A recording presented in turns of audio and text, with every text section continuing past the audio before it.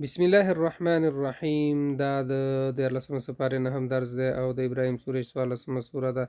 43 آیت ورسره کولی شئ چې تاسو ولولئ. اعوذ بالله من الشیطان الرجیم. دائبین، همیش په خپل عادت دی. وَإِن تعدوا، او کشمیری تاسی، مفهوم ده او کشمیری تاسی. لا تحصوها، نو نشی شمیرلی هغه. وجنبنی، او وژغورتما.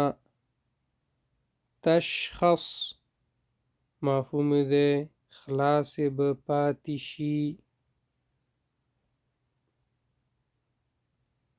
مهطعین، مهطعین په منډه بوي هغوی. مقنعی رؤوسهم، پورته به یې کړي سرونه خپل. پورته به یې کړي وي سرونه خپل.